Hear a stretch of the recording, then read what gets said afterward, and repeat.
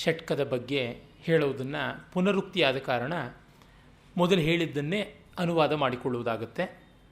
ಆಮೇಲೆ ಅವನಿಗೆ ಯಾವುದು ಸಿಗುತ್ತೆ ಈ ತತ್ವಚಿಂತನೆಯಿಂದ, ಜ್ಞಾನದ ಮೂಲಕ ಏನನ್ನು ಪಡೀತಾನೆ ಅನ್ನೋದನ್ನು ಹೇಳ್ತಾ, ತತಶ್ರುತಿಸ್ತನ್ ಮನನಂ ಮನನಂ ಸ ತತ್ವಧ್ಯಾನಂ ಚಿರಂ ನಿತ್ಯ ನಿರಂತರಂ ಮುನೇ ತಥೋ ಅವಿಕಲ್ಪಂ ಪರಮೇತ್ಯ ವಿದ್ವಾನ್ ಇಹೈವ ನಿರ್ವಾಣ ಸುಖಂ ಸಮೃಚ್ಛತಿ ಅಂತ ಇಲ್ಲಿಯೇ ನಿರ್ವಿಕಲ್ಪವಾದಂತಹ ನಿರ್ವಾಣವನ್ನು, ಅಂದರೆ ಪರಮಪದವನ್ನು ಪಡೀತಾನೆ ಅಂತ.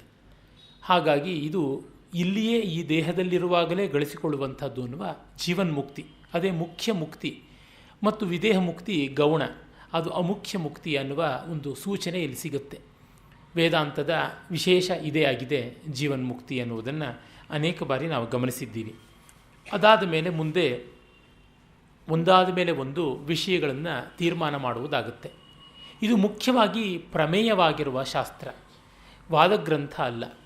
ಇರುವ ಸಂಗತಿಗಳು ಏನು ಅನ್ನೋದನ್ನು ಸ್ಪಷ್ಟವಾಗಿ ಸಂದೇಹಕ್ಕೆ ಆಸ್ಪದ ಇಲ್ಲದೆ ಪೂರ್ವಾಪರ ವಿರೋಧ ಯಾವುದು ಬರದಂತೆ ಸಮನ್ವಯ ಮಾಡಿ ಕೊಡುವುದು, ಅವುಗಳ ಸಿದ್ಧಾಂತವನ್ನು ಹೇಳೋದಷ್ಟೇ. ಇಲ್ಲಿ ಯಾವುದೇ ಖಂಡನ ಮಂಡನಗಳ ರಭಸ ಇಲ್ಲ. ಹಾಗಾಗಿಯೇ ಪ್ರಕರಣ ಗ್ರಂಥಗಳಲ್ಲಿ ಹೃದಯ ಭಾವ ಹೆಚ್ಚಾಗಿರುತ್ತೆ. ಮೊದಲಿಗೆ ದೇಹ ಅಂದರೆ ಏನು ಅಂತ ತಿಳ್ಕೊಳ್ಬೇಕು.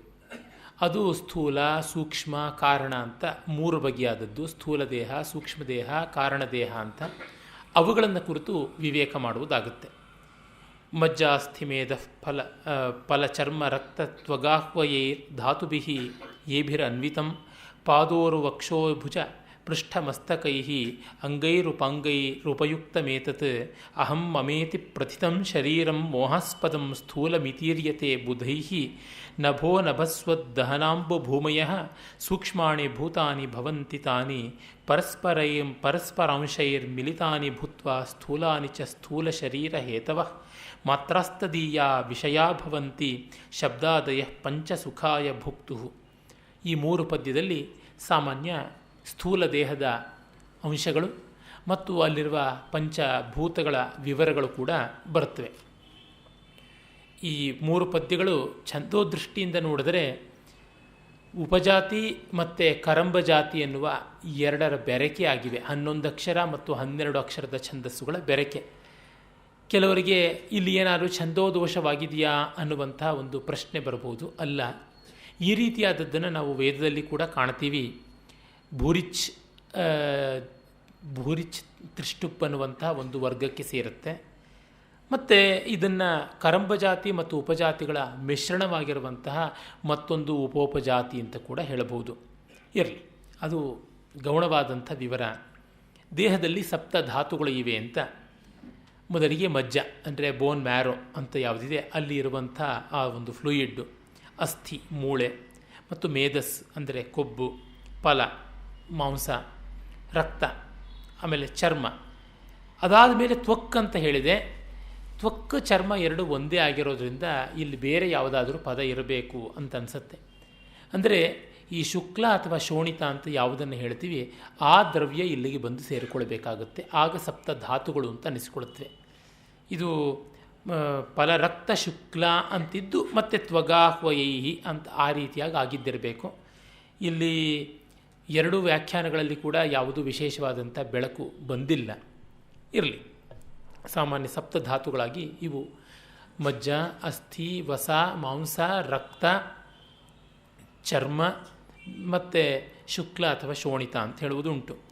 ಆಮೇಲೆ ಈ ಸಪ್ತಧಾತುಗಳು ಸೇರಿಕೊಂಡು ಆಗಿರುವಂತಹ ಕರ್ಮೇಂದ್ರಿಯಗಳು, ಪಾದ, ಕೈ, ಕಾಲು ಇತ್ಯಾದಿಗಳೆಲ್ಲ ಕೂಡ ಬರ್ತವೆ. ಬೆನ್ನು, ತೋಳು, ತಲೆ, ತೊಡೆ ಇವುಗಳೆಲ್ಲ ಸೇರಿಕೊಳ್ಳುತ್ತವೆ. ಲಿಂಬ್ಸ್ ಅಂತ ನಾವು ಏನು ಹೇಳ್ತೀವಿ ಅವು.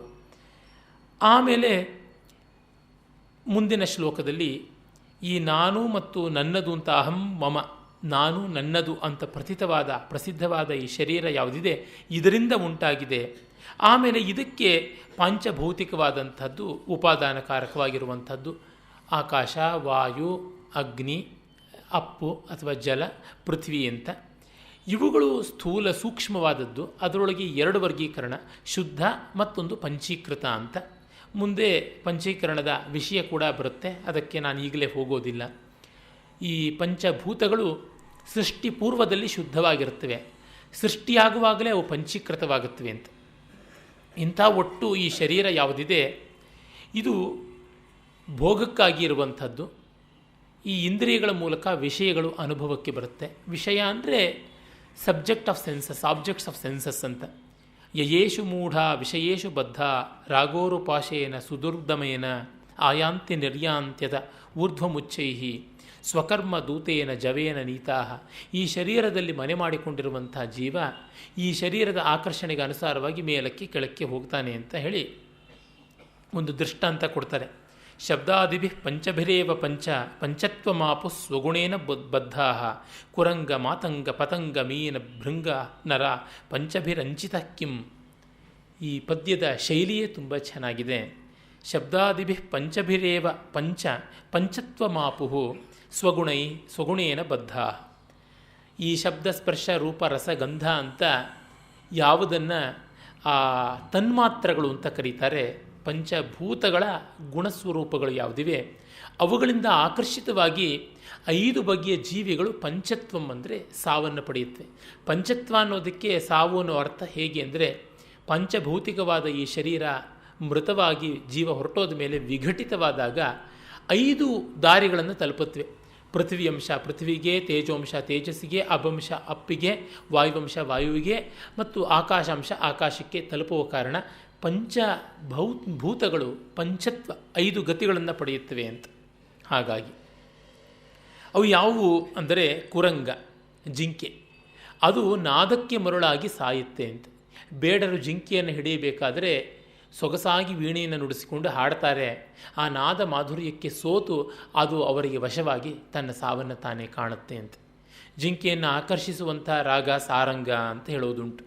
ಅದು ಹಿಂದೂಸ್ತಾನಿ ಸಾರಂಗವೇ ಕರ್ನಾಟಕ ಸಾರಂಗವೇ ಅದು ಮತ್ತೆ ತಗಾದೆ. ಬೇಕಾದ್ರೆ ಹೇಳ್ಕೊಳ್ಬೋದು. ನಮ್ಮ ದಕ್ಷಿಣ ಭಾರತದ ಜಿಂಕೆಗಳು ದಕ್ಷಿಣಾದಿ ಸಂಗೀತದ ಸಾರಂಗನ ಕೇಳಿದ್ರೆ ಮಾತ್ರ ಬರ್ತವೆ, ಉತ್ತರಾದಿ ಸಾರಂಗವನ್ನು ಕೇಳಿದ್ರೆ ಹಾಗಿದ್ದರೆ ಈಗ ಬೃಂದಾವನ ಸಾರಂಗಿ ಕೇಳಿದರೆ ಬರೀ ಬೃಂದಾವನದ ಜಾಗದಲ್ಲಿರುವಂಥ ಜಿಂಕೆಗಳು ಮಾತ್ರ ಬರ್ತವ್ಯಾ ಅಂತ. ಹಾಗೆ ತೋಡಿ, ಹಿಂದೂಸ್ತಾನಿ ತೋಡಿ ಅಂದರೆ ಕರ್ನಾಟಕ ಸಂಗೀತದ ಸಿಂಧು ಭೈರವಿಗೆ ನಿಕಟವಾದ ರಾಗ, ಅದನ್ನು ಹಾಡಿಯೂ ಕೂಡ ಜಿಂಕೆಗಳನ್ನು ಬರೆಸಬಹುದು ಅಂತೆಲ್ಲ. ಫಯಾಜ್ ಖಾನ್ರು ಮುಂಬೈನಲ್ಲಿ ಹಾಡಿ ಜಿಂಕೆ ಬರೆಸಿದ್ರು ಅಂತೆಲ್ಲ ಕಥೆಗಳು ಉಂಟು. ಇರಲಿ. ಆಮೇಲೆ ಮಾತಂಗ ಆನೆ ಸ್ಪರ್ಶ ಸುಖಕ್ಕೆ ಮರುಳಾಗಿ ತನ್ಮೂಲಕ ಖೆಡ್ಡಾಗಿ ಬೀಳುತ್ತೆ. ಆನೆಗಳನ್ನು ಹಿಡಿಯೋದಕ್ಕೆ ಬೇರೊಂದು ಆನೆಯನ್ನೇ ಬಳಸ್ತಾರೆ.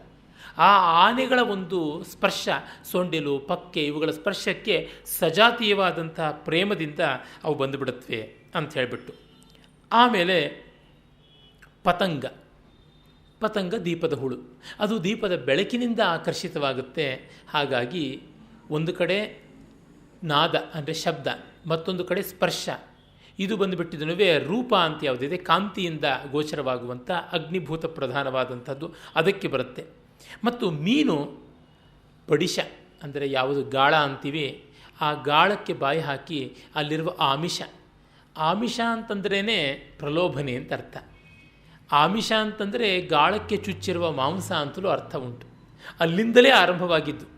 ಆಮಿಷ ಅಂದರೆ ಪ್ರಲೋಭನೆ ಎನ್ನುವ ಅರ್ಥ ಬಂದದ್ದು ಪ್ರಾಯಶಃ ಅಲ್ಲಿಂದಲೇ, ಅಥವಾ ಪ್ರಲೋಭನೆಯನ್ನು ಅಲ್ಲಿಗೆ ಕೇಂದ್ರೀಕರಿಸಿಕೊಂಡ್ರೂ ಅದು ಹೇಳೋಕ್ಕಾಗೋದಿಲ್ಲ. ಒಟ್ಟಿನಲ್ಲಿ ಬಹಳ ಸ್ವಾರಸ್ಯಕಾರಿಯಾದದ್ದು. ಬಡಿಶಾಂತೆ ಲಗ್ನಂ ಆಮಿಷಂ ದೃಷ್ಟ ಮೋಹಿತಾಹ ಮೀನಾಹ ಪತಂತಿ ಜಾಲೆ ಅಂತ ಹೇಳುವುದುಂಟು. ಈ ಮೀನುಗಳು ನಾಲಿಗೆ ರುಚಿಗೋಸ್ಕರ ಹೋಗಿ ಆ ಗಾಳಕ್ಕೆ ಗಂಟಲನ್ನು ಕೊಡುತ್ತವೆ. ಅದು ಮತ್ತು ಭೃಂಗ, ಅದು ಪರಿಮಳ ಲುಬ್ಧವಾಗಿ ಬಂದದ್ದು. ಗಂಧ, ಹೂವಿನ ಪರಿಮಳಕ್ಕೆ ಲುಬ್ಧವಾಗಿ ಬರುತ್ತೆ. ಇವುಗಳಲ್ಲೇನೋ ಮಿಕ್ಕ ಪ್ರಾಣಿಗಳಲ್ಲಿ ಬೇಟೆಯಾಡುವುದುಂಟು. ತುಂಬಿಯನ್ನು ಯಾರು ಬೇಟೆ ಆಡ್ತಾರೆ ಅಂತ ಹೇಳುವುದುಂಟು. ಅದಕ್ಕೆ ಎಲ್ಲೂ ವ್ಯಾಖ್ಯಾನದಲ್ಲಿಲ್ಲ. ವೈಜ್ಞಾನಿಕವಾಗಿ ನಾವು ಹೇಳಬಹುದು, ಈ ಕೆಲವು ವಿಶಿಷ್ಟವಾದಂಥ ಇನ್ಸೆಕ್ಟಿವರಸ್ ಪ್ಲ್ಯಾಂಟ್ಸ್ ಅಂತ ಯಾವುದಿವೆ, ಕೀಟಭಕ್ಷಕವಾದ ಸಸ್ಯಗಳು ಈ ಮಾರ್ಷಿ ಏರಿಯಾಸಲ್ಲಿ ಎಲ್ಲಿ ನೈಟ್ರೋಜನ್ನ ಒಂದು ಅಂಶ ಕಡಿಮೆ ಇರುತ್ತೆ, ಸಾರಜನಕ, ಅಲ್ಲಿ ಬೆಳೆಯುತ್ತವೆ.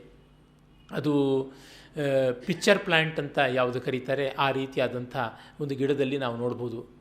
ಅದರೊಳಗೆ ನಮಗೆ ಗೊತ್ತಾಗುತ್ತೆ, ಹೂಜಿಯ ಗಿಡ ಅಂತಲೂ ಅದನ್ನು ಕರೀತಾರೆ, ಪಿಚ್ಚರ್ ಪ್ಲ್ಯಾಂಟ್. ಪಿಚ್ಚರ್ ಅಂದರೆ ಹೂಜಿ ಅಂತಾನೆ. ಅದರ ಒಂದು ಪರಿಮಳಕ್ಕೆ ಬಣ್ಣಕ್ಕೆ ಮರುಳಾಗಿ ತುಂಬಿ ಅಲ್ಲಿಗೆ ಹೋಗುತ್ತೆ. ಆ ಕುಂಭದೊಳಗೆ ಬಿದ್ದ ತಕ್ಷಣ ಅದು ಜೀರ್ಣವಾಗುತ್ತೆ ಅಲ್ಲಿ. ಮತ್ತು ಇನ್ನು ಕೆಲವು ಅಂಟಂಟಾಗಿರುವಂತಹ ಎಲೆಗಳು ಅದರ ಮೇಲಿರುವಂತಹ ರೋಮರಾಜಿಯನ್ನು ಹೊಂದಿರುತ್ತವೆ. ಆ ಪರಿಮಳಕ್ಕೆ ಆ ಆಕರ್ಷಣೆಗೆ ಲುಬ್ಧವಾಗಿ ಬಂದು ಅವು ಸಾಯುತ್ತವೆ ಅಂತ ಹೀಗೆಲ್ಲ ನಾವು ಕೇಳಿದ್ದೀವಿ. ಆ ತರಹ ಒಟ್ಟಿನಲ್ಲಿ ಅದು ಗಂಧಕ್ಕೆ. ಹೀಗೆ 5 ಪ್ರಾಣಿಗಳು ಒಂದೊಂದು ಇಂದ್ರಿಯದ ಲೋಲುಪತೆಯಿಂದ ಪಂಚತ್ವವನ್ನು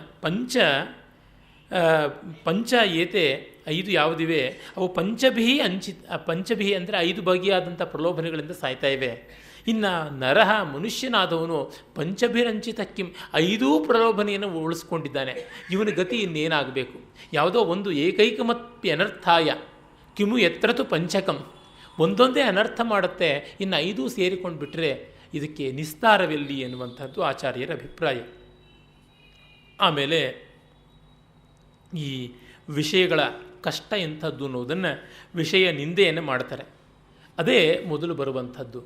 ಯಾವುದು ಲೋಕದಲ್ಲಿ ನಮಗೆ ಪ್ರಲೋಭನೀಯವಾಗಿದೆ ಅದರಲ್ಲಿರುವ ದೋಷಗಳನ್ನು ಕಾಣಬೇಕು, ಆಗ ವೈರಾಗ್ಯ ತಾನಾಗಿ ಬರುತ್ತೆ ಅಂತ. ವಿಷಯಗಳಲ್ಲಿರುವಂತಹ ದೋಷವನ್ನು ಮತ್ತೆ ಮತ್ತೆ ದರ್ಶನ ಮಾಡುವುದೇ ವೈರಾಗ್ಯಕ್ಕಿರುವ ಮೊದಲ ಹಂತ ಅಂತ. ಆದರೆ ನಾವು ಮತ್ತೆ ಮತ್ತೆ ಅದರ ಗುಣಗಳನ್ನೇ ಕಾಣುವ ಕಡೆಗೆ ಹೋಗ್ತಾ ಇದ್ದೀವಿ.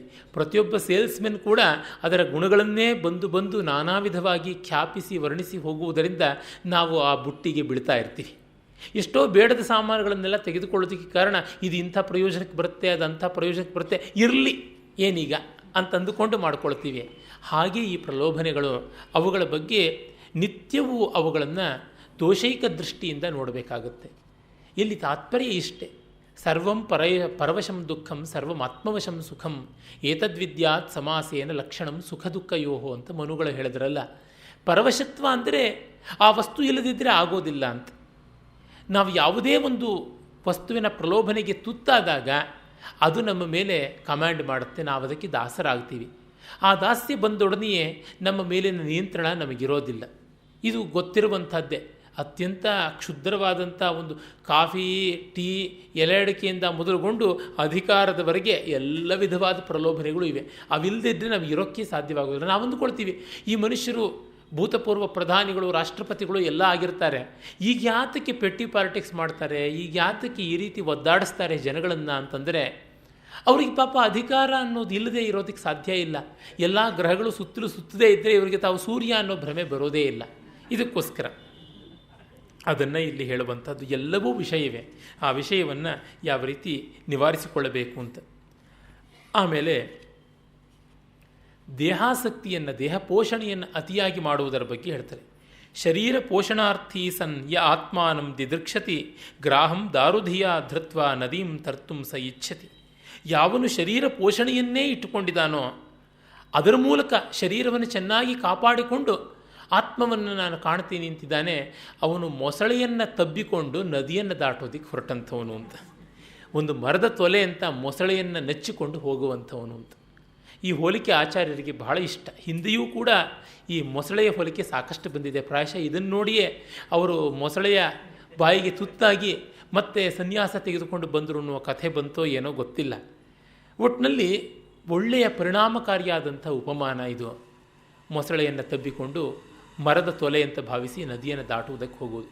ಹಾಗಿದ್ದರೆ ಶರೀರ ಶೋಷಣೆಯನ್ನು ಮಾಡಿಕೊಳ್ಳಬೇಕಾ? ಇಲ್ಲ, ಅದೂ ಇಲ್ಲ. ಶರೀರ ಇರೋದು ಯಾತಕ್ಕೆ ಅಂತ ತಿಳ್ಕೊಳ್ಬೇಕು. ಅದರಿಂದಲೇ ಮೊದಲಿಗೆ ಆತ್ಮಾನಾತ್ಮ ವಿವೇಕ, ನಿತ್ಯಾನಿತ್ಯ ವಿವೇಕ ಅಂತ ಮೊದಲ ಸಾಧನ ಚತುಷ್ಟಯದ ಅಂಶವಾಗಿ ಹೇಳಿದ್ದಾರೆ. ಯಾಕೆಂದರೆ ಶರೀರ ಅನಿತ್ಯವಾದರೂ ಅದಕ್ಕೆ ತಾತ್ಕಾಲಿಕ ಸತ್ತಾ ಉಂಟು, ಅದಷ್ಟರೊಳಗೆ ಕೆಲಸ ಮಾಡಿಕೊಳ್ಳಬೇಕು. ನಲ್ಲಿಯಲ್ಲಿ ನೀರು ಬರೋದು ಒಂದೇ ಹೊತ್ತು, ಅದು 2 ದಿವಸಕ್ಕೊಮ್ಮೆ. ಆ ಒಂದೇ ಹೊತ್ತು 2-3 ಗಂಟೆ ಅಂದರೆ ಅಷ್ಟರೊಳಗೆ ಎಲ್ಲವನ್ನೂ ನಾವು ಮಾಡಿಕೊಳ್ತೀವಿ. ದೀಪ ಮುಂಡೇಟಪ್ಪುಡೆ ಇಲ್ಲು ಚಕ್ಕದಿದ್ದುಗೋವಾಲಿ ಅಂತ ತೆಲುಗಿನಲ್ಲಿ ಒಂದು ಗಾದೆ. ದೀಪ ಬೆಳಗುವಾಗಲೇ ಮನೆ ಕೆಲಸ ಮಾಡ್ಕೊಂಡು ಬಿಡಬೇಕು ಅಂತ. ಹಾಗೆ ಶರೀರ ಚೆನ್ನಾಗಿರುವಾಗಲೇ ಎಲ್ಲ ಬೇಕಾಗಿರುವಂಥ ಸಿದ್ಧತೆಗಳನ್ನು ಮಾಡಿಕೊಳ್ಳಬೇಕು ಅಂತ ತಾತ್ಪರ್ಯ. ಮತ್ತು ಶರೀರ ಮಾಧ್ಯಮ ಖಲು ಧರ್ಮ ಸಾಧನಂ ಅಂತ ಮಹಾಕವಿ ಕಾಳಿದಾಸ ಹೇಳಿದ್ದು ಪರಮ ಸತ್ಯ. ಧರ್ಮ ಸಾಧನವಾಗಿ ಎಷ್ಟು ಬೇಕು ಅಷ್ಟು ಬೇಕು. ಡಿ ವಿ ಜಿಯವರು ಹೇಳ್ತಾರೆ, ಆರೋಹಿ ಆತ್ಮವಾದರೆ ವಾಹನ ಕುದುರೆ ಶರೀರ. ಕುದುರೆಯನ್ನು ಸೊರಗಿಸಿದರೆ ಗುರಿಯನ್ನು ತಲುಪುವುದು ಹೇಗೆ? ಕಠೋಪನಿಷತ್ತಿನ ಮಾತು, ಆತ್ಮಾನಂ ರಥಿನಂ ವಿದ್ಧಿ ಶರೀರಂ ರಥಮೇವಹಿ ಅಂತನ್ನುವಲ್ಲಿ ಶರೀರ ರಥ ಅಂದರೆ ಕುದುರೆಯೂ ಸೇರಿಕೊಂಡ ರಥ. ಸುಮ್ಮನೆ ರಥ ಇಟ್ಟರೆ ಅದು ಹೆಜ್ಜೆ ಇಡುತ್ತೆ, ಯಾವ ರೀತಿ ಮುಂದಕ್ಕೆ ಹೋಗುತ್ತೆ. ಅದಕ್ಕೆ ಸಲ್ಲಬೇಕಾದದ್ದು ಸಲ್ಲಿಸಲೇಬೇಕು. ಆದರೆ ಅದಕ್ಕೆ ಧರ್ಮ್ಯವಾಗಿ ಎಷ್ಟು ಸಲ್ಲಿಸಬೇಕು ಅಷ್ಟೇ, ಅದಕ್ಕಿಂತ ಹೆಚ್ಚಲ್ಲ ಅನ್ನುವುದು. ಹಾಗಿದ್ದಾಗ ಅದರ ಹದ ಏನು ಅಂತ ತಿಳ್ಕೊಳ್ಳೋದು, ಶರೀರಕ್ಕೆ ಯಾವ ಆಹಾರ ಕೊಟ್ಟರೆ, ಯಾವ ವಿಷಯಗಳನ್ನು ಕೊಟ್ಟರೆ ಅದು ಪಟುವಾಗಿರುತ್ತೋ ಅಷ್ಟು. ಅಂದರೆ ಯಾವುದು ಶರೀರದಲ್ಲಿ ಸತ್ವೋನ್ನತಿಯನ್ನು ಉಂಟು ಮಾಡಿ ತಮೋಗುಣವನ್ನು ತಳ್ಳಿಹಾಕಿ ರಜೋಗುಣ ಸತ್ವಾಧೀನವಾಗಿರುತ್ತೋ ಆ ಮಟ್ಟಕ್ಕೆ. ತಮೋಗುಣ ವಿಶ್ರಾಂತಿಯ ಲಕ್ಷಣ ಬೇಕು, ಆದರೆ ಅದು ಚಟುವಟಿಕೆ ಕಾಲದಲ್ಲಿ ಅಡ್ಡಿಯಾಗಬಾರ್ದು. ರಜೋಗುಣ ನಿರ್ಮಾಣದ ಲಕ್ಷಣ, ಅದು ತುಂಬ ಮುಖ್ಯ. ಸತ್ವಗುಣ ವ್ಯವಸ್ಥಾಪನೆಯ ಲಕ್ಷಣ. ಈ ವ್ಯವಸ್ಥಾಪನೆ ಒಂದು ನಿರ್ಮಾಣ ಆದಾಗ ತಾನೆ.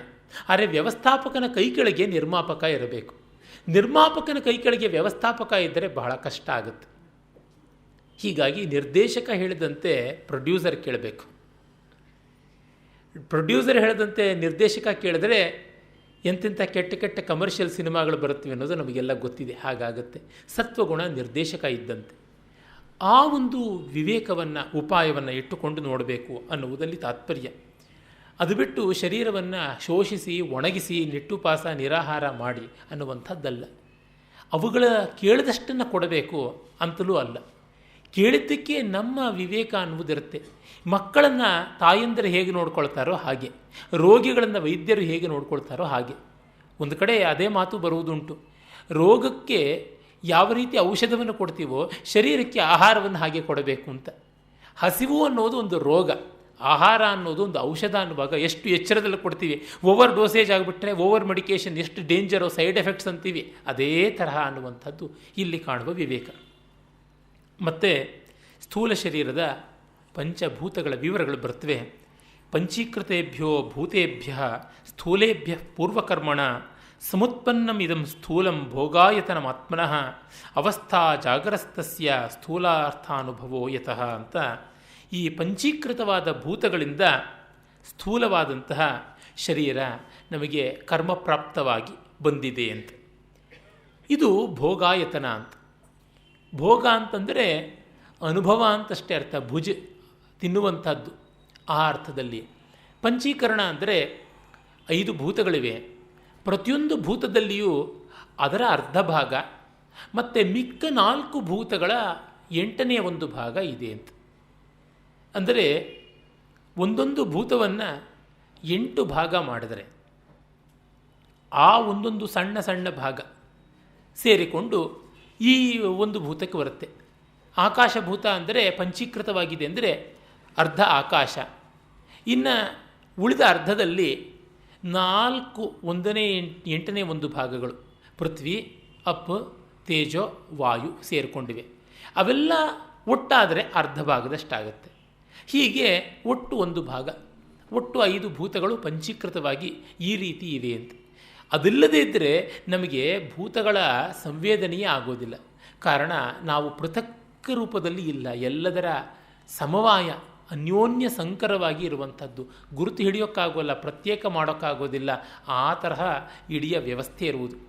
ಅಷ್ಟೇಕೆ ತಾರ್ಕಿಕರು ಹೇಳ್ತಾರೆ ಈ ಜಗತ್ತಿನ ಪ್ರಮಾಣ ಪ್ರಮೇಯ ವ್ಯವಹಾರ ಎಂಥದ್ದು ಅಂತ. ಅವರ ದಾರಿಯಲ್ಲಿಯೇ ಹೇಳಬಹುದು ಈ ಪ್ರತ್ಯಕ್ಷಾದಿಗಳು ಯಾವುವೂ ಪ್ರಮಾಣವಾಗಿ ಉಳಿಯೋದಿಲ್ಲ ಅಂತ. ಕಾರಣ ನಾವು ಆಯಾ ವಸ್ತುಗಳನ್ನು ತಿಳ್ಕೊಳ್ತಾ ಇದ್ದೀವಿ ಅನ್ನೋದೇ ಒಂದು ದೊಡ್ಡ ಭ್ರಮೆ. ಯಾಕೆ ಮ್ಯಾಟರ್ನ can we understand matter? No, ಅಲ್ಲ. We can understand properties of matter but not matter. ಯಾಕೆ ಯಾವುದೇ ಒಂದು ಸತ್ತ ಮ್ಯಾಟರ್ ಅಂತ ಯಾವುದಿದೆ ವಸ್ತು, ಅದು ನಮಗೆ ಅರಿವಿಗೆ ಬರ್ತಾ ಇರೋದು ಅದರ ಗುಣಗಳ ಮೂಲಕ. ಈಗ ಗುಣ ಮತ್ತು ಗುಣಿ ಯಾವುದಿದೆ, qualities and the thing qualified ಅಂತ ಯಾವುದಿವೆ, ಇವು ಎರಡಕ್ಕೂ ಇರುವ ಸಂಬಂಧ ಏನು? ತಾರ್ಕಿಕರು ಸಮವಾಯ ಸಂಬಂಧ ಅಂತ ಅಂದುಬಿಡ್ತಾರೆ. ಆ ಸಮವಾಯ ಸಂಬಂಧ ಎಂಥದ್ದು? ಅದು ಬೇರೇನೂ ಅಲ್ಲ, ಅದು ಒಂದೂ ಅಲ್ಲ ಅಂತಂದರೆ ಅದು ಅನಿರ್ವಚನೀಯವೇ ಆಗುತ್ತೆ. ಅನಿರ್ವಚನೀಯ ಅಂದ ತಕ್ಷಣ ಮಾಯಾವಲಯ ಬಂದುಬಿಡುತ್ತೆ. ತಾರ್ಕಿಕರು ಅನಿರ್ವಚನೀಯತೆಗೆ ವಿರುದ್ಧ ಇರುವಂಥವರು ಅಂತ ಹೇಳಿದ್ರು ಅವರೂ ಕೂಡ ಅನಿರ್ವಚನೀಯತಾವಾದಿಗಳಾಗಬೇಕಾಗತ್ತೆ. ಇಡೀ ವ್ಯವಹಾರವೇ ಅನಿರ್ವಚನೀಯತೆಗೆ ಬದ್ಧವಾಗಿರುವಂಥದ್ದು. ಅನುಮಾನದಲ್ಲಿ, ಇನ್ಫರೆನ್ಸ್ನಲ್ಲಿ ಹೇಳ್ತೀನಿ, ಇನ್ಫರೆನ್ಸಲ್ಲಿ ವ್ಯಾಪ್ತಿಗೆ ತುಂಬ ಪ್ರಾಶಸ್ತ್ಯ ಉಂಟು. ತುಂಬ ಟೆಕ್ನಿಕಲ್ ಆಗ್ತಾ ಇರ್ಬೋದು ಮಾತು, ಕ್ಷಮಿಸಿ. ಏನೆಂದರೆ ತಾರ್ಕಿಕರ ಮಿತಿ ತಾರ್ಕಿಕರ ಮಿತಿ ಅಂದರೆ ಈ ರ್ಯಾಷನಲಿಸ್ಟಿಕ್ ಆದಂತಹ ಮೆಟೀರಿಯಲ್ ಸೈನ್ಸ್ ಅಂತ ಯಾವುದಿದೆ ಅದರ ಮಿತಿಯೂ ನಾನು ಹೇಳೋದಕ್ಕೆ ಹೊರಟಿದ್ದೀನಿ. ಅನುಮಾನವನ್ನು ಮಾಡಬೇಕು, ಇನ್ಫರೆನ್ಸ್ ಮಾಡಬೇಕು ಅಂದರೆ ನಮಗೆ ವ್ಯಾಪ್ತಿ ಬಹಳ ಮುಖ್ಯ. ಎಲ್ಲರಿಗೂ ಗೊತ್ತಿರುವ ದೃಷ್ಟಾಂತ, ದೂರದಲ್ಲಿ ಬೆಟ್ಟದಲ್ಲಿ ಹೊಗೆ ಕಾಣಿಸ್ತಾ ಇದೆ ಅಂದರೆ ಅಲ್ಲಿ ಬೆಂಕಿ ಇದೆ ಅಂತಂತೀವಿ.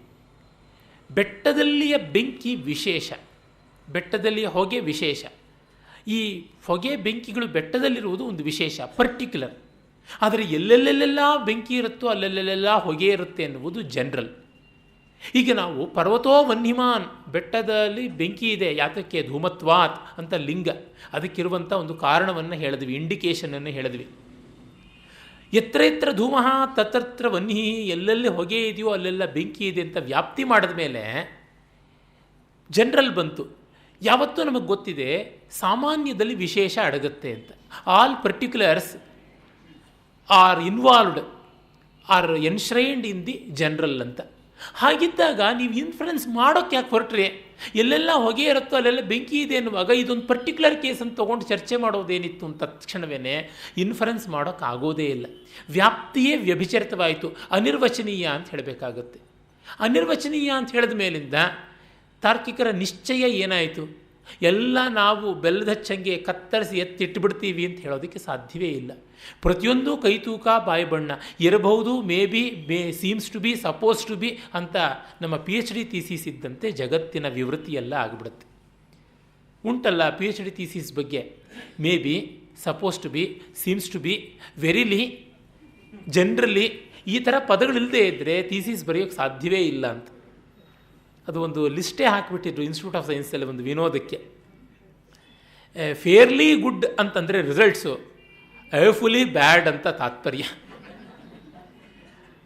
ಮತ್ತು they come well within the range of tolerable limits ಅಂದರೆ ಹೋಪ್ಲೆಸ್ಲಿ ಬ್ಯಾಡ್ ಅಂತ ಅರ್ಥ ಅಂತ.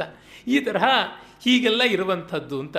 And already much work has been done ಅಂದರೆ I have not care to look into the literature survey ಅಂತ ಆ ರೀತಿಯಾಗಿ ಅರ್ಥ ಅಂತ. ಈ ಸೂತ್ರಗಳಿಗೆ ಬೇರೆಯೇ ಅರ್ಥಗಳಿರುವುದು ಅಂತ. ಪ್ರಪಂಚದ ವ್ಯವಹಾರವು ಹಾಗೆ ಆಗಿಬಿಡುತ್ತೆ. ಸ್ಥೂಲ ಶರೀರದಲ್ಲಿ ಪಂಚಭೂತಗಳು ಹೀಗೆ ಹಾಗೆ ಅಂತ ಮಾಡೋದಕ್ಕೆ, ಪೃಥಕ್ಕರಣ ಮಾಡಿ ಬಿಡಿಸಿ ಇಡೋದಕ್ಕೆ ಆಗುವುದೇ ಇಲ್ಲ. ಏನು ಮಾಡಿದ್ರೂ ಅಲ್ಲಿ ಅನಿರ್ವಚನೀಯತೆ ಬಂದೇ ಬರುತ್ತೆ. ಅದರಿಂದಲೇ ಯಾವ ವಾದಗಳಿಗೂ ನಿಸ್ತಾರ ಇಲ್ಲವೇ ಇಲ್ಲ. ಮತ್ತು ಏನು ಅನುಭವಕ್ಕೊಂದೇ ಗತಿ ಬರುವಂಥದ್ದು. ಈ ಅನುಭವ ಶರಣ್ಯ ಆಗುವುದರಲ್ಲಿ ನಮ್ಮ ಸಕಲ ಶಾಸ್ತ್ರಗಳ ತಾತ್ಪರ್ಯ.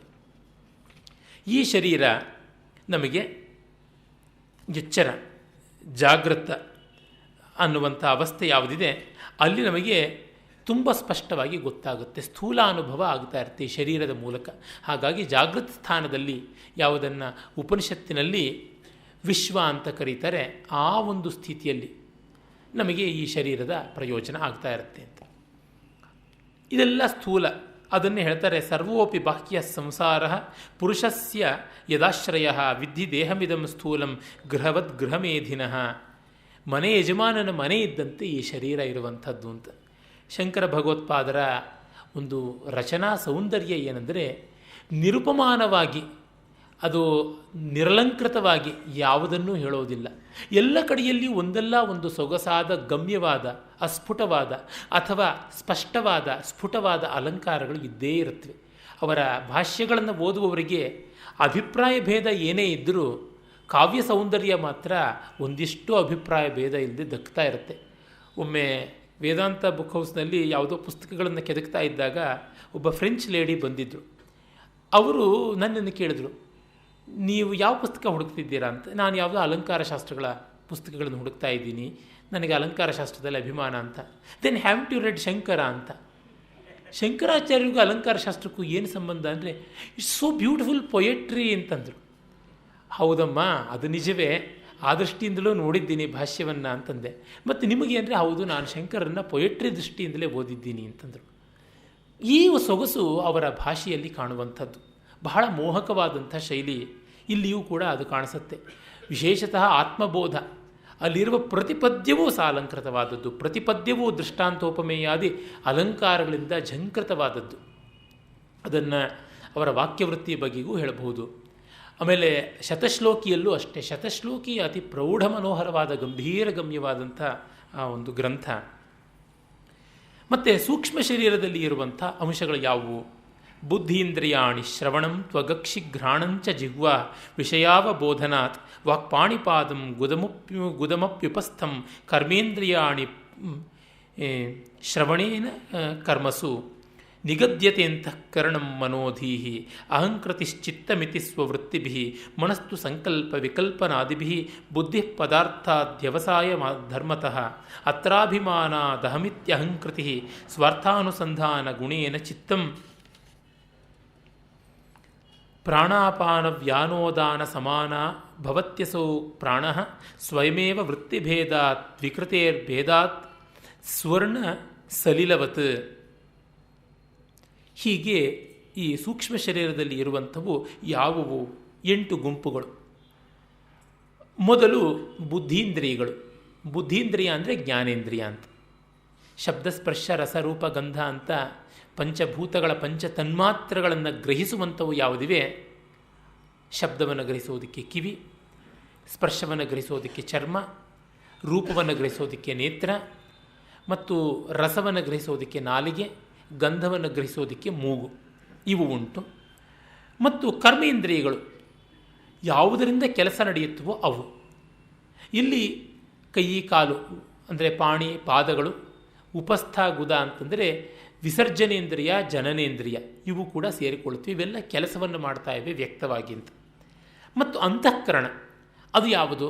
ಮನಸ್ಸು, ಬುದ್ಧಿ, ಚಿತ್ತ, ಅಹಂಕಾರ ಅಂತ 4 ಆಗಿರುವಂಥದ್ದು. ಮನಸ್ಸು ಸಂಕಲ್ಪ ವಿಕಲ್ಪಾತ್ಮಕವಾದದ್ದು, ಅಂದರೆ ಪ್ರಪೋಸಲ್ಸ್ ಡಿಸ್ಪೋಸಲ್ಸ್ ಇರುವುದು. ಬುದ್ಧಿ ನಿಶ್ಚಯಾತ್ಮಕವಾದದ್ದು, ಅವಧಾರಣಾತ್ಮಕವಾದದ್ದು, ಡಿಸಿಷನ್ ಮೇಕಿಂಗ್. ಚಿತ್ತ ಜ್ಞಾಪಕಸ್ತರದ್ದು, ಮೆಮರಿ.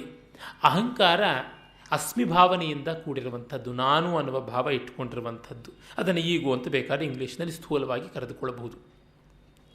ಈ ಅಂತಃಕರಣ ಚತುಷ್ಟಯದಲ್ಲಿ ಮನಸ್ಸು ಪ್ರಧಾನವಾಗಿರುತ್ತೆ.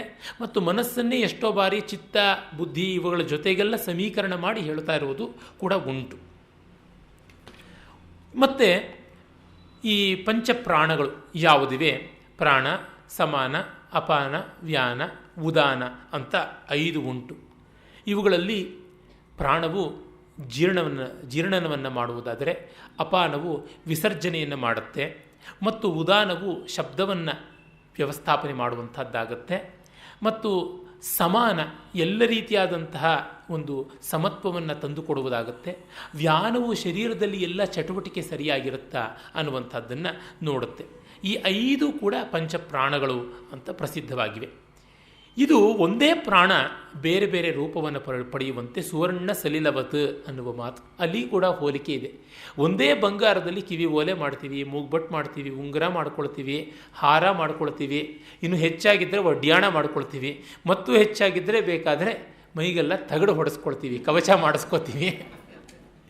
ಒಟ್ಟಿನಲ್ಲಿ ಕಡಿಮೆ ಇದ್ದರೆ ಕಿವಿ ಓಲೆ, ಹೆಚ್ಚಿದ್ದರೆ ಒಡ್ಯಾಣ. ಈ ರೇಂಜ್ ಒಳಗೆ ಓಡಾಡ್ತಾ ಇರುತ್ತೆ ಎಲ್ಲ ಕೂಡ. ನಮ್ಮ ತಾಯಿ ಹೇಳ್ತಾ ಇದ್ದ ಒಂದು ಹಾಡು ನೆನಪಾಗುತ್ತೆ ನನಗೆ. ಹೆಂಗಸೊಬ್ಬಳು ಹೆಂಡತಿ ಗಂಡನಿಗೆ, ಮನಸ್ಸಿನಲ್ಲಿ ಕೋಪವನ್ನು ಮಾಡಬೇಡಿ, ನಾನೇನು ನಿಮ್ಮ ಬಲು ಬೇಡವಳಲ್ಲ. ಏನು ಬೇಡವಳಂತಳಲ್ಲ, ಕಿವಿಗೆ ತಕ್ಕನಾಗ ವಜ್ರದ ಒಲೆ ಇರಲೇಬೇಕು, ಅದಕ್ಕೆ ತಕ್ಕನಾದ ಮುತ್ತಿನ ಜುಮ್ಕಿ ಹಾಕಲೇಬೇಕು, ಕೊರಳಕ್ಕೆ ತಕ್ಕನಾದ ಹಾರ ಅಂತೂ ಇರಲೇಬೇಕು, ಅದಕ್ಕೆ ತಕ್ಕನಾದ ಅಡ್ಡಿಕೆ ಬೇಕೇ ಬೇಕು ಅಂತ, ಇದಕ್ಕೆ ಹಾಕಲೇಬೇಕು, ಅದಕ್ಕೆ ಬೇಕೇ ಬೇಕು ಅಂತ ಸರ್ವಾಂಗ ಸೌಂದರ್ಯದ ಆಭರಣ. ಈ ಎಲ್ಲ ಆಭರಣಗಳು ಕೂಡ ಸ್ವರ್ಣದ ವಿಕಾರಗಳು, ಒಂದೇ ಬಂಗಾರದಿಂದಲೇ ಬೇರೆ ಬೇರೆ ಆದದ್ದು. ಹಾಗೆಯೇ ನೀರು ಒಂದೇ. ಆವರ್ತ ಬುದ್ಬುದ ತರಂಗ ಮಯಾನ್ ವಿಕಾರ ನಂಭೋಯತ ಸಲಿಲಮೇವಹಿ ತತ್ಸಮಸ್ತಂ ಅಂತ ಭವಭೂತಿ ಹೇಳಿದ ಹಾಗೆ ಒಂದೇ ನೀರು ಅಲೆಯಾಗತ್ತೆ, ನೊರೆಯಾಗತ್ತೆ, ಸುಳಿಯಾಗತ್ತೆ, ಎಲ್ಲ ಆಗುತ್ತೆ. ಆ ರೀತಿಯಲ್ಲಿ ಅದೇ ಉಗಿಯಾಗತ್ತೆ, ಮಂಜುಗಡ್ಡೆಯೂ ಆಗುತ್ತೆ, ಬಾಷ್ಪವಾಗುತ್ತೆ, ಮಳೆಯಾಗುತ್ತೆ, ಮೋಡವಾಗುತ್ತೆ, ಎಷ್ಟೆಲ್ಲ ಊಹಾತೀತವಾದಂಥ ವಿಕಾರಗಳನ್ನು ಪಡೆಯುತ್ತವೆ. ಈ ಎಲ್ಲ ವಿಕಾರಗಳು ರೂಪನಾಮಗಳ ಭೇದವೇ ಹೊರತು ವಸ್ತುಸ್ಥಿತಿಯಲ್ಲ.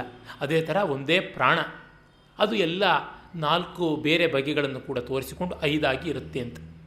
ಒಟ್ಟಿನಲ್ಲಿ ಹೀಗೆ ವಾಗಾದಿ ಪಂಚ, ಶ್ರವಣಾದಿ ಪಂಚ, ಪ್ರಾಣಾದಿ ಪಂಚ, ಅಭ್ರಮುಖಾನಿ ಪಂಚ, ಬುದ್ಧ್ಯಾದ್ಯವಿದ್ಯಾಪಿ ಚ ಕಾಮಕರ್ಮಣಿ ಪುರ್ಯಷ್ಟಕಂ ಸೂಕ್ಷ್ಮ ಶರೀರ ಮಾಹುಹು ಅಂತ ಈ 8 ಒಟ್ಟು ಪುರ್ಯಷ್ಟಕ. ಪುರ ಅಂದರೆ ವಾಸಕ್ಕೆ ಯೋಗ್ಯವಾದದ್ದು ಶರೀರ ಅಂತ. ಆ ರೀತಿಯಾಗಿ ಅಂದರೆ ಯಾವುದು? ವಾಕ್ಕು ಮುಂತಾದಂತಹ 5 ಅಂದರೆ ಏನು ಕರ್ಮೇಂದ್ರಿಯಗಳು ಅಂತ ಏನು ಹೇಳಿದ್ವಿ ಅಲ್ಲಿ ಪಾಣಿ ಪಾದ ಉಪಸ್ಥ ಗುದ ವಾಕ್ಕು ಅಂತ. ವಾಕ್ಕನ್ನು ಕರ್ಮೇಂದ್ರಿಯ ಅಂತ ಹೇಳಿಬಿಟ್ರಲ್ಲ, ಇದು ಒಂದು ಚರ್ಚೆ. ವಾಕ್ಕನ್ನು ಬಹಿರಂತರಿಂದ್ರಿಯ ಅಂತ ಕರೀಬಹುದು. ಅದು ಅಂತರಿಂದ್ರಿಯವೂ ಹೌದು, ಬಹಿರಿಂದ್ರಿಯವೂ ಹೌದು. ಅದು ಜ್ಞಾನೇಂದ್ರಿಯವೂ ಹೌದು, ಕರ್ಮೇಂದ್ರಿಯವೂ ಹೌದು. ಇದು ಒಂಥರ ಎಲ್ಲ ಗೋತ್ರಕ್ಕೂ ಸೇರಿಕೊಳ್ಳುವಂಥದ್ದು. ಒಂದು ರೀತಿ ಕಾಶ್ಯಪ ಗೋತ್ರ ಅಂತ ಹೇಳ್ಬೋದು ಇದನ್ನು. ಅಥವಾ ಗೋಡಂಬಿ ಇದ್ದಂತೆ ಸಿಹಿಗೂ ಹಾಕ್ಬೋದು, ಖಾರಕ್ಕೂ ಹಾಕ್ಬೋದು, ಸಪ್ಪೆಗೂ ಹಾಕ್ಬೋದು, ಆ ರೀತಿಯಾಗಿ. ಅಥವಾ ಕನ್ನಡಿಗರಿದ್ದಂತೆ ಅಂತ ಎಲ್ಲಿದ್ದರೂ ಅವ್ರ ತರಹ ಇದ್ದು ಬಿಡ್ತಾರೆ ಅಂತ ಬೇಕಾದರೆ ಹೇಳಬಹುದು. ಯಾಕೆ? ವಾಕು ಮಾನಸವಾಗಿ ಕೂಡ ಇರುತ್ತೆ. ಮನಸ್ಸಿನ ಸ್ವರೂಪವೇ ವಾಕ್ಯನಲ್ಲಿ ಇದೆ, ಅಥವಾ ವಾಕ್ಯನ ಸ್ವರೂಪವೇ ಮನಸ್ಸಿನಲ್ಲಿದೆ.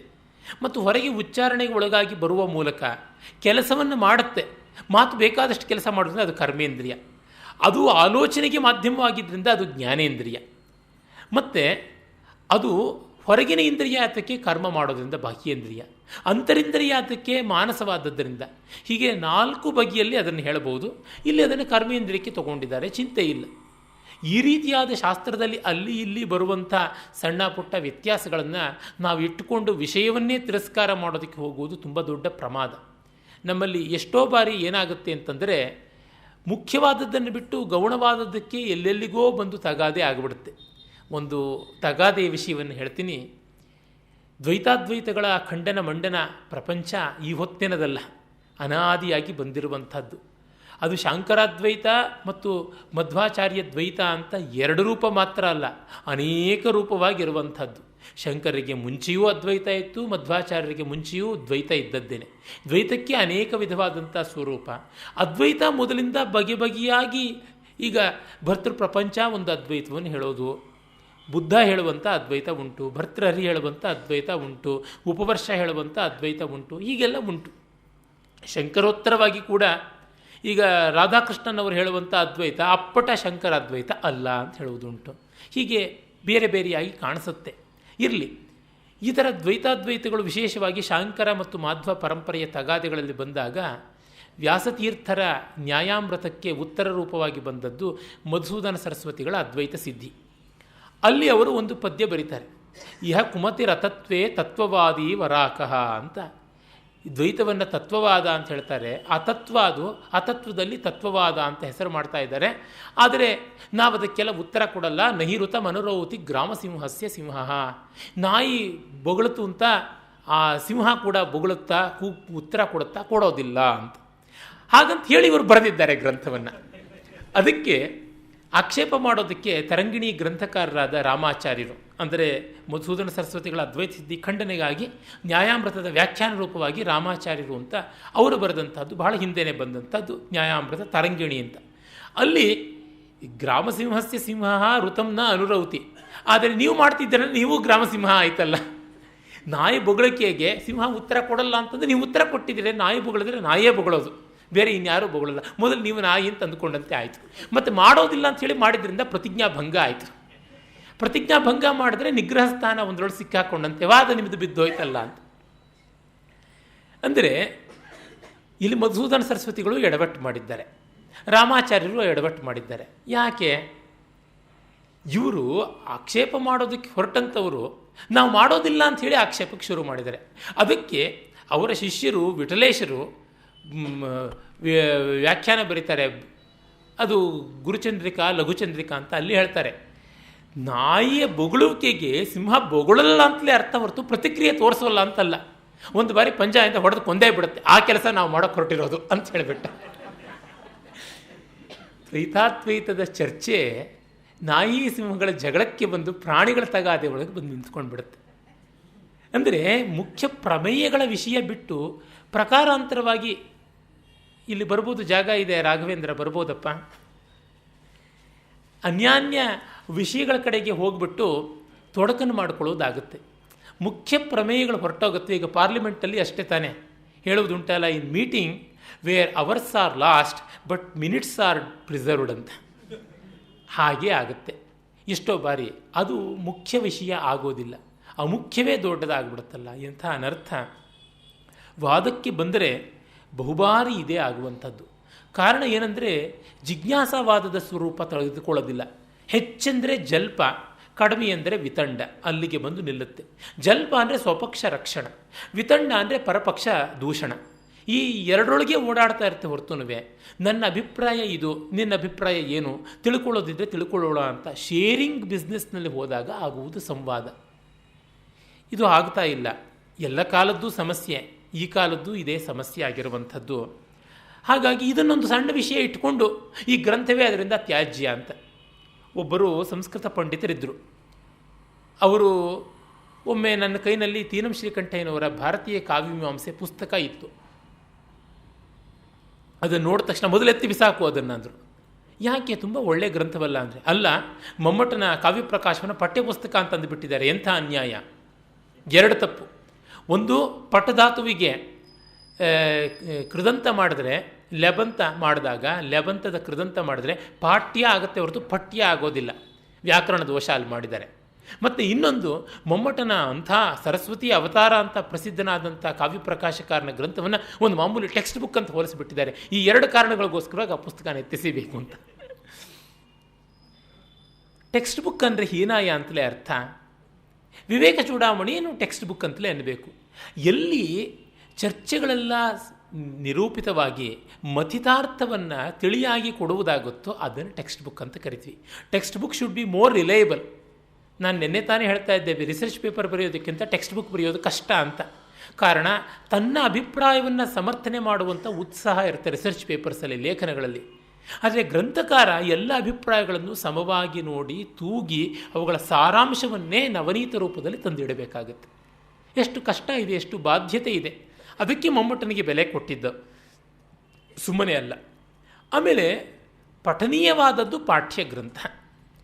ಕನ್ನಡದಲ್ಲಿ ಹೇಗೋ ಪಠ್ಯ ಅಂತ ಬಂದುಬಿಟ್ಟಿದೆ, ಆ ಥರದ್ದು ಎಷ್ಟೋ ಇದೆ. ಅದನ್ನು ತತ್ಸಮ ಅಂತ ಇಟ್ಕೊಳ್ಳೋದು ಬೇಡ, ತದ್ಭವ ಅಂತ ಇಟ್ಕೊಂಡ್ರೆ ಆಯಿತು. ಸಂಸ್ಕೃತದಿಂದ ಬಂದದ್ದು ಹಾಗೆ ಇಟ್ಕೊಂಡ್ರೆ ತತ್ಸಮ. ಅದನ್ನು ಕನ್ನಡದ ಸಂಸ್ಕಾರಕ್ಕೆ ಒಳಪಡಿಸಿಬಿಟ್ಟಿದ್ದನ್ನೇ ಬದಲಾಯಿಸ್ಕೊಂಡ್ರೆ, ಬೇರೆ ಮನೆ ಹೆಣ್ಣನ್ನು ನಮ್ಮನೆ ಕರ್ಕೊಂಡು ಬಂದರೆ ಬೇರೆ ಒಂದು ಹೆಸರಿಡ್ತಾರೆ.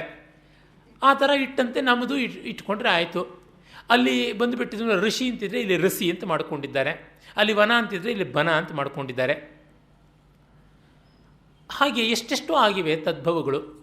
ಅಲ್ಲಿ ಮಾರ್ಗ ಅಂತಿದ್ರೆ ಇಲ್ಲಿ ಮಗ್ಗ ಅಂತ ಆಗುತ್ತೆ. ಯಾಕೆ ಸಂಸ್ಕೃತದವರೇ ಭರ್ತಾನ ಭಟ್ಟ ಮಾಡಿ ಇಟ್ಕೊಂಡಿಲ್ವೇ, ಪ್ರಾಕೃತದಿಂದ ಹಾಗೆ ತೆಗೆದುಕೊಂಡು ಇಟ್ಕೊಂಡಿಲ್ವೇ? ಹೀಗಾಗಿ ಈ ಸಣ್ಣ ಒಂದು ಅಂಶಕ್ಕೆ ಅದು ವ್ಯಾಕರಣ ದೋಷ ಅಂತ ಅನ್ನೋದಕ್ಕೂ ಪಾಠ್ಯಪುಸ್ತಕ ಅಂತ ಕರೆದು ಬಿಟ್ಟಿದ್ದಾರೆ ಅನ್ನೋದಕ್ಕೋಸ್ಕರವಾಗಿ ಒಂದು ಅಮೂಲ್ಯವಾದ ಆಕರ ಗ್ರಂಥವನ್ನು ನಾವು ತಳ್ಳಿಹಾಕೋದು ಅಂತಂದರೆ ಛಲ ಅಷ್ಟೇ, ಇನ್ನೇನೂ ಅಲ್ಲ. ಇದು ಒಂದು ಪಾಯಿಂಟಲ್ಲಿ ಬಿಸಾಕ್ಬಿಟ್ಟಿದ್ದೀನಿ, ಬೀಳಿಸ್ಬಿಟ್ಟಿದ್ದೀನಿ ಅಂತ. ಇನ್ನೆಷ್ಟೋ ಮಹತ್ತರವಾಗಿ ಪ್ರಯೋಜನಕ್ಕೆ ಬರುವಂಥದ್ದು ಇದೆಯಲ್ಲ. ಹಾಗೆ ಕಂಡಾಗ ಎಲ್ಲ ದರ್ಶನಗಳಲ್ಲಿ ಉಪಾದೇಯವಾದಂಥದ್ದು ಎಷ್ಟೋ ಸೇರಿಕೊಳ್ಳುತ್ತೆ. ಅಂಥ ಮಹಾವಾದ ಕೋಲಾಹಲಿಗಳಾದ ಕುಮಾರಿಲ ಭಟ್ಟರೇ ಅವರ ಶ್ಲೋಕವಾರ್ತಿಕದಲ್ಲಿ ಹೇಳ್ತಾರೆ, ತಂತ್ರವಾರ್ತಿಕದಲ್ಲಿಯೂ ಆ ವಿಷಯ ಬರುತ್ತೆ. ಬೌದ್ಧಾದಿಗಳು ಹೇಳಿರುವುದು ಉಪನಿಷತ್ತೇ, ಬೇರೆ ಏನೂ ಅಲ್ಲ, ನಾವು ಅದನ್ನು ಕೂಡ ಗೌರವಿಸಬೇಕಾದದ್ದು ಇದೆ ಅಂತ. ಆದರೆ ನಮ್ಮ ಶಂಕರ ವಿಜಯಗಳು ಕುಮಾರಿಲ ಭಟ್ಟರ ಕೈನಲ್ಲಿ ಬೌದ್ಧರನ್ನೆಲ್ಲ ಹ್ಯುಮಿಲಿಯೇಟ್ ಮಾಡಿಸಿ, ಅವರನ್ನೆಲ್ಲ ಚಟ್ನಿ ಮಾಡಿಸಿ ರುಬ್ಬಿಸಿ ಯಾವ ಮಸಾಲೆ ದೋಸೆಗೂ ಸಪ್ಲೈ ಮಾಡಿಬಿಟ್ಟಿದ್ದಾರೆ, ಕೆಂಪು ಚಟ್ನಿನ. ಹೋಟೆಲ್ನ ಪರಿಭಾಷೆ ಗೊತ್ತಿದ್ದವ್ರಿಗೆ ಗೊತ್ತು, ಬೆಳ್ಳುಳ್ಳಿ ಹಾಕಿರೋ ಕೆಂಪು ಚಟ್ನಿಯನ್ನು ಸವರಿಬಿಟ್ಟು ಮಸಾಲೆ ದೋಸೆ ಮಾಡ್ತಾರೆ ಅಂತ.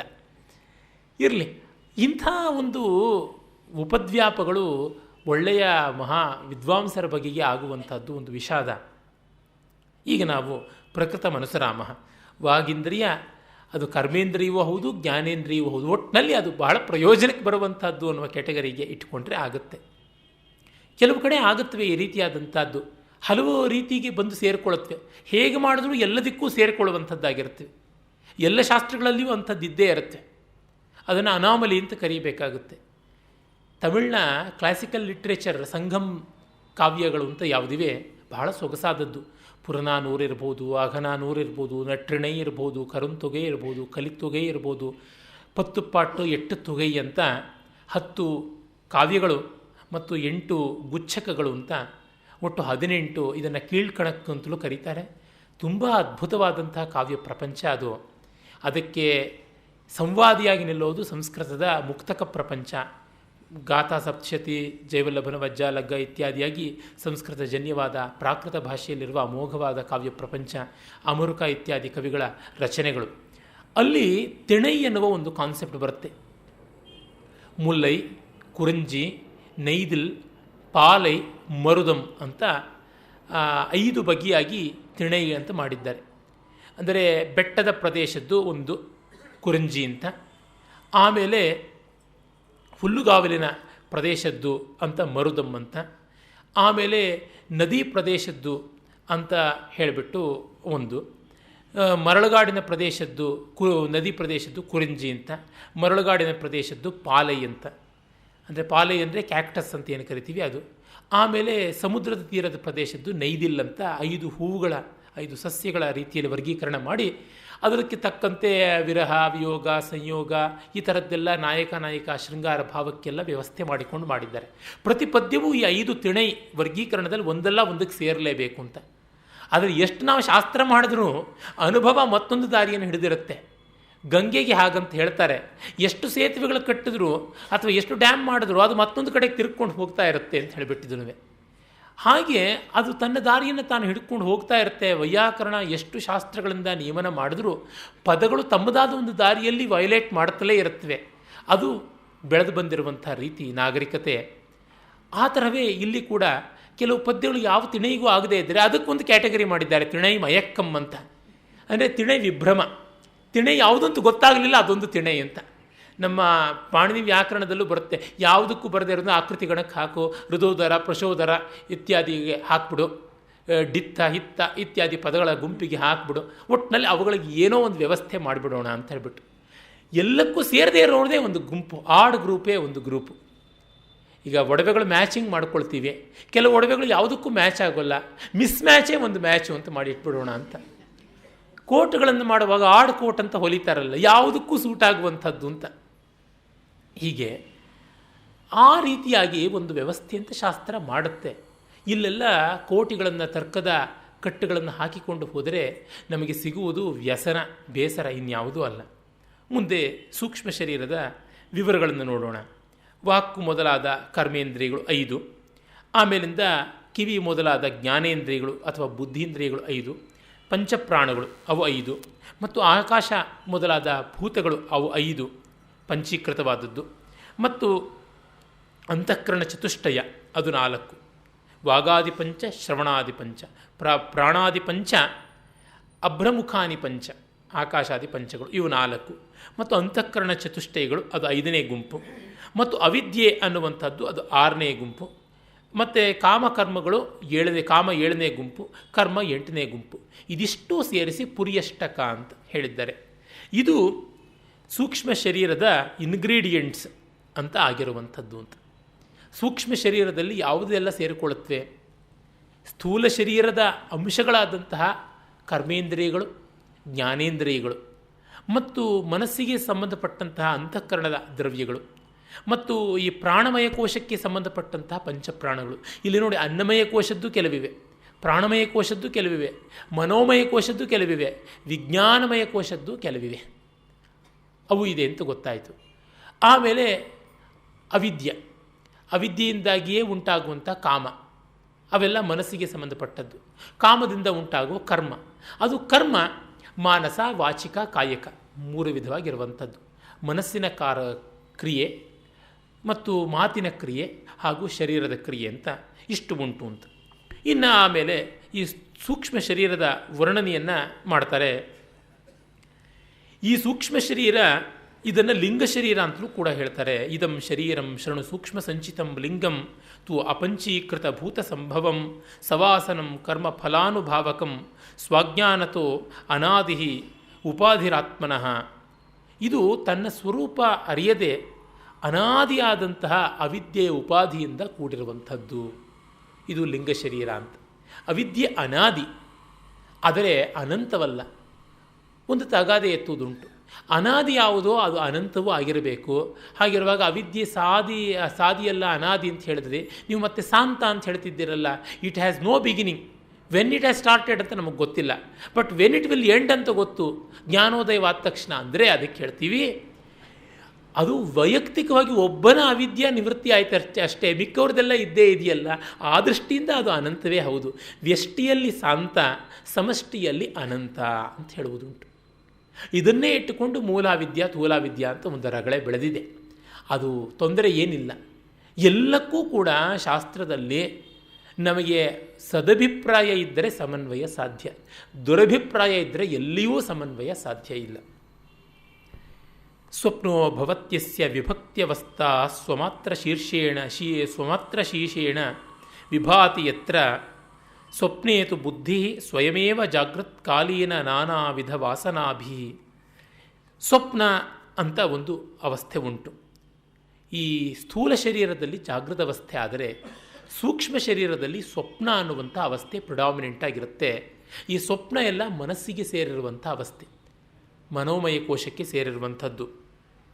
ಅಲ್ಲಿ ತಾನೊಂದೇ ಉಳ್ಕೊಂಡು, ಅಂದರೆ ಇಂದ್ರಿಯಗಳ ವಿಷಯಗಳು ಇಲ್ಲದೆ ತಾನು ಮಾತ್ರ ಇರುತ್ತೆ, ಪಂಚಭೂತಗಳು ಇಲ್ಲದೆ, ಪಂಚ ತನ್ಮಾತ್ರಗಳು ಇಲ್ಲದೆ ಅದು ಇರುತ್ತೆ. ಹಾಗೆ ತಾನು ಮಾತ್ರ ಮನಸ್ಸೇ ಎಲ್ಲವನ್ನ ಮಾಡಿಕೊಂಡಿರುತ್ತೆ. ಸ್ವಪ್ನೇತು ಬುದ್ಧಿ ಸ್ವಯಮೇವ ಜಾಗೃತ್ಕಾಲೀನ ನಾನಾ ವಿಧ ವಾಸನಾಭಿ ಕರ್ತ್ರಾದಿಭಾವಂ ಪ್ರತಿಪದ್ಯ ರಾಜತೆ. ತಾನೇ ಈ ಜಾಗೃತ್ತಿನ ಕಾಲದ ವಾಸನೆಗಳನ್ನೆಲ್ಲ ಹಿಡಿದಿಟ್ಟುಕೊಂಡು ಅದರ ಮೂಲಕವಾಗಿ ಬೇರೆ ಬೇರೆ ವಿಧವಾದಂಥ ಪ್ರಪಂಚವನ್ನು ನಿರ್ಮಾಣ ಮಾಡಿಕೊಂಡು ತಾನು ಕರ್ತೃ ತಾನು ಭೋಕ್ತೃ ಅನ್ನುವಂಥದ್ದು, ಮಾಡುವನು ತಾನು ಅನುಭವಿಸುವನು ತಾನು ಅಂತ ಇರುತ್ತೆ. ಯತ್ರ ಸ್ವಯಂ ಜ್ಯೋತಿರಯಂ ಪರಾತ್ಮ. ಆದರೆ ಆತ್ಮ ಮಾತ್ರ ಸಾಕ್ಷಿಯಾಗಿ ನೋಡ್ತಾ ಇರುತ್ತೆ. ಧೀಮಾತ್ರಕ ಉಪಾಧಿ ಅಶೇಷ ಸಾಕ್ಷಿ ನ ಲಿಪ್ಯತೆ ತತ್ಕೃತ ಕರ್ಮಲೇಶೈ. ಎಚ್ಚರದ ಕರ್ಮಗಳಿಂದ, ಎಚ್ಚರದ ಭೋಗಗಳಿಂದ, ಹಾಗೆ ಸ್ವಪ್ನದ ಕರ್ಮ ಸ್ವಪ್ನದ ಭೋಗಗಳಿಂದ ಆತ್ಮ ಅಲಿಪ್ತವಾಗಿ ಅಂಟದೆ ಇರುತ್ತೆ ಅನ್ನುವಂಥದ್ದನ್ನು ಇಲ್ಲಿ ಹೇಳ್ತಾ ಇದ್ದಾರೆ. ಕಾರಣ ಏನೆಂದರೆ ಅದು ಸ್ಥೂಲ ಶರೀರ ಸೂಕ್ಷ್ಮ ಶರೀರ ಎರಡಕ್ಕೂ ಸೇರದೇ ಇರುವ ಶಾರೀರ ಆಗಿರುವಂಥದ್ದು. ಶರೀರದ ಒಳಗಿದೆ, ಆದರೆ ಶರೀರದ ಅಂಟು ಅದಕ್ಕೆ ಇಲ್ಲ ಅನ್ನುವುದಲ್ಲಿ ತಾತ್ಪರ್ಯ. ಅದನ್ನೇ ಆತ್ಮನಿಗೆ ಈ ಶರೀರದ ಅಂಟಿಲ್ಲ ಅನ್ನುವಂಥದ್ದನ್ನು ಹೇಳ್ತಾರೆ. ಅಂಧತ್ವ ಮಂದತ್ವ ಪಟುತ್ವ ಧರ್ಮಾ ಸೌಗುಣ್ಯ ವೈಗುಣ್ಯ ವಶಾಧಿ ಚಕ್ಷುಷಃ ಬಾಧರ್ಯ ಮೂಕತ್ವ ಮುಖಾಸ್ತಥೈವ ಶ್ರೋತ್ರಾದಿ ಧರ್ಮ ನತು ವೇತ್ತುರಾತ್ಮನಃ. ಶೈಲಿ ಎಷ್ಟು ಸೊಗಸಾಗಿದೆ ನೋಡಿ. ಅಂಧತ್ವ ಮಂದತ್ವ ಪಟುತ್ವ ಧರ್ಮಾ. ಅಂಧತ್ವ ಮಂದತ್ವ, ಆ ಶಬ್ದಾಲಂಕಾರಗಳು ಎಷ್ಟು ಚೆನ್ನಾಗಿ ಬರ್ತವೆ. ಅದು ಸರಿಯಾಗಿ ಆ ತಗಣಗಳು, ತಾರಾಜ ಅಂತ ಆ ಗಣ, ಎರಡು ಗುರು ಒಂದು ಲಘು ಬರುವುದು. ಅಂಧತ್ವ ಮಂದತ್ವ ಮತ್ತು ಪಟುತ್ವ ಜಗಣ. ಧರ್ಮ ಸೌಗುಣ್ಯ ವೈಗುಣ್ಯ ವಶಾಧಿ ಚಕ್ಷುಷಃ ಬಾಧಿರ್ಯ ಮೂಕತ್ವ ಮುಖಸ್ತತೈವ ಶ್ರೋತ್ರಾದಿ ಧರ್ಮ ನತು ವೇತ್ತುರಾತ್ಮನಃ. ಕುರುಡುತನ, ಪೆದ್ದುತನ, ಚುರುಕುತನ, ಸಜ್ಜನಿಕೆ, ದುರ್ಜನಿಕೆ ಮತ್ತು ಕಣ್ಣಿನ ಒಂದು ದೋಷ, ಬುದ್ಧಿಯ ದೋಷ ಇತ್ಯಾದಿಗಳಿಗೆ ಸಂಬಂಧಪಟ್ಟಿದೆ. ಕಿವುಡುತನ ಕಿವಿಯ ದೋಷಕ್ಕೆ ಸಂಬಂಧಪಟ್ಟಿದೆ. ಮೂಕತನ ವಾಗೀಂದ್ರಿಯದ ದೋಷಕ್ಕೆ ಸಂಬಂಧಪಟ್ಟಿದೆ. ಆದರೆ ಇದು ಆತ್ಮದೋಷವಲ್ಲ, ಆತ್ಮಕ್ಕೆ ಸಂಬಂಧಪಟ್ಟಿಲ್ಲ ಅಂತ. ಈ ಒಡವೆ ಚೆನ್ನಾಗಿಲ್ಲ ಅಂದರೆ ಬಂಗಾರ ಚೆನ್ನಾಗಿಲ್ಲ ಅಂತ ಅರ್ಥ ಆಯ್ತಾ? ಇಲ್ಲ. ಈ ಡಿಸೈನ್ ಚೆನ್ನಾಗಿಲ್ಲ ಸೀರೆದು ಅಂದರೆ ಆ ನೂಲು ಚೆನ್ನಾಗಿಲ್ಲ ಅಂತ ಅರ್ಥವೇ? ಅಥವಾ ಚಕ್ಕಲಿ ಮುರಿದೋಗಿದೆ ಅಂತಂದರೆ ಚಕ್ಕಲಿಯ ರುಚಿಗೆ ಏನಾದರೂ ಭಂಗ ಬಂತೆ? ಎಲ್ಲಿ ನೋಡಿದ್ರೂ ನಾಮರೂಪಗಳಲ್ಲಿ ಬರುವುದು ಕ್ಲೇಶ ಹೊರತು ಅದಕ್ಕೆ ಅಧಿಷ್ಠಾನ ರೂಪವಾದಂಥ ಚೈತನ್ಯದಲ್ಲಿ ಅಲ್ಲ ಅಂತ ಅನ್ನೋದು ಗೊತ್ತಾಗುತ್ತೆ. ಈಗ ನನ್ನ ಕಣ್ಣು ಸರಿಯಾಗಿಲ್ಲ ಅಂತ ಹೇಳ್ತಾನೆ ಹೊರತು ನಾನು ಸರಿಯಾಗಿಲ್ಲ ಅಂತ ಯಾರೂ ಹೇಳೋದಿಲ್ಲ ಮನುಷ್ಯ. ಹುಚ್ಚನಿಗೂ ಕೂಡ ಇವನು ಬುದ್ಧಿ ಸರಿಯಾಗಿಲ್ಲ ಅಂತ ಹೇಳ್ತಾರೆ ಹೊರತು ಅವನು ಸರಿಯಾಗಿಲ್ಲ ಅಂತ ಹೇಳೋದಿಲ್ಲ. ಅಂದರೆ ಇವೆಲ್ಲ ಔಪಾಧಿಕವಾಗಿ ಬಂದದ್ದು, ಆತ್ಮನಿಗೆ ಅದು ಯಾವುದೂ ಇಲ್ಲ ಅನ್ನುವುದು ಗೊತ್ತಾಗುತ್ತೆ. ಈಗ ನಾವು ನೀರು ಕಡಿಮೆ ಅಂತ ಹೇಳ್ತೀವ, ನದಿನಲ್ಲಿ ನೀರು ಕಡಿಮೆ ಅಂತ ಹೇಳ್ತೀವಿ, ಬಾವಿನಲ್ಲಿ ನೀರು ಕಡಿಮೆ ಅಂತೀವಿ, ಅಥವಾ ಸಮುದ್ರದಲ್ಲಿ ನೀರು ಜಾಸ್ತಿ ಅಂತೀವಿ. ನೀರಿನಲ್ಲಿ ಕಡಿಮೆತನ ಹೆಚ್ಚುತನ ಅನ್ನುವ ಪ್ರಮಾಣವನ್ನು ಹೇಳೋಕ್ಕೆ ಸಾಧ್ಯವ? ಖಂಡಿತ ಇಲ್ಲ. ಹಾಗೆಯೇ ಬೆಂಕಿಯಲ್ಲಿ ಇದು ಜಾಸ್ತಿ ಕಡಿಮೆ ಅಂತ ಹೇಳೋಕ್ಕಾಗುತ್ತಾ? ಇಲ್ಲ.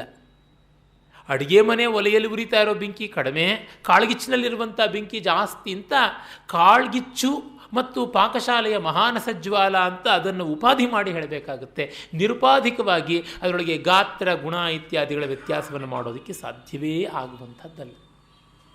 ಹೀಗೆ ಇವೆಲ್ಲ ಕೂಡ ಉಪಾಧಿಗೆ ಸಂಬಂಧಪಟ್ಟಿದ್ದು ಅಂತ ಶಂಕರ ಭಗವತ್ಪಾದರ ಬ್ರಹ್ಮಸೂತ್ರದ ಆರಂಭದ ಅಧ್ಯಾಸ ಭಾಷ್ಯದಲ್ಲಿ ಸ್ಥೂಲ ಕೃಶ ಕಾಣ ಕಂಜ, ನಾನು ದಪ್ಪಗಿದ್ದೀನಿ, ನಾನು ತೆಳ್ಳಗಿದ್ದೀನಿ, ನಾನು ಕಣ್ಣು ಮೆಳ್ಳಗಣ್ಣು, ನನಗೆ ಕುಳ್ಳತನ ಇದೆ, ಇವೆಲ್ಲ ಕೂಡ ಉಪಾಧಿಯಿಂದ ಮಾಡಿಕೊಂಡದ್ದೇ ಹೊರತು ಮತ್ತೆಲ್ಲೂ ಇಲ್ಲ.